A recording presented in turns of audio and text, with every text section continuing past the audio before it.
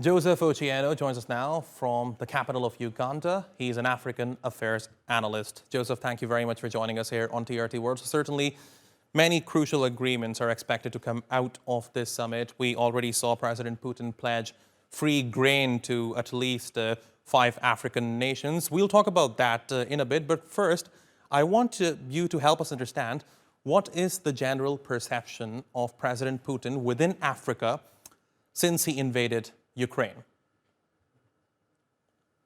That's a very important question. I have been thinking about this, and I'm not quite sure whether there is any major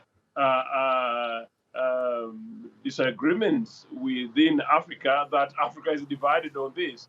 There are particular Africans who are very, very much locked onto the view that Russia is the bad guy, invader of Ukraine, and many of those would be people who normally think that America doesn't go wrong.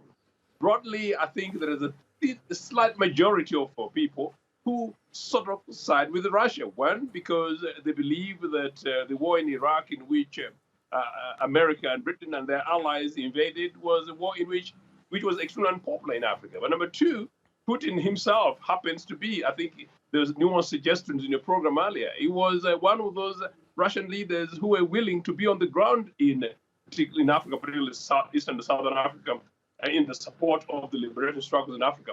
That is really soft power for Russia, and it's not surprising that he's named Zimbabwe as one of those countries where he's willing to give support in terms of free grain. So from that perspective, I think Russia does well. I'm just a bit surprised that maybe it's coming now rather late at the stage of development, particularly with the war in Ukraine. And then, of course, too, you are talking more about Vladimir Putin rather than Russia. Broadly, they're talking education, but I can tell you that once upon a time, when I was a high school student, some of the destinations of education from African students post high school were usually former Soviet Union, and they were generally very generous. So these are things which are not particularly new. I'm just not quite sure that they managed to manage the process at the end of the Cold War. I think priorities changed, but now I think it's rather urgent that the new Cham offensive is here.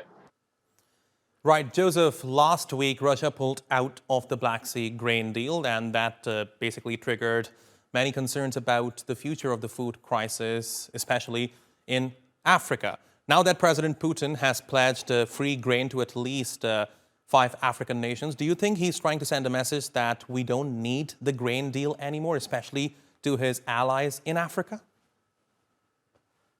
No, partly that is true, but also on the other, he's also absolutely right. That I'm not particularly sure, and I've not followed this particular line very, very seriously, that the impact of the grain deal failure on the continent in the short or medium term. I think the continent already suffered like the rest of the world on when the war broke out. But beyond that, I think he's saying that, look, those African countries in need and will have their matters resolved soon. I think the grain deal thing is politics, and we already know, when things get to this stage where there's a politics of the Cold War. It's not so long ago, and I think you and I have been around the spaces. Those days when a Chinese president just makes a statement on a particular position on any other country outside mainland Europe, how the rest of the other world responds to them. I think on this occasion, Russia has a relative advantage because they managed, although he could argue that in terms of attendance today, there is a sign that the continent is divided, the continent is cautious. But generally, by and large, Russia wins on public opinion on this simply because there is a continued view that there is global double standards and hypocrisy when it comes to deals with Africa. And if the US does it, if now China does it, why not Russia? All right, fascinating insights into the topic. Joseph Ochieno, thank you very much for talking to us here on TRT World.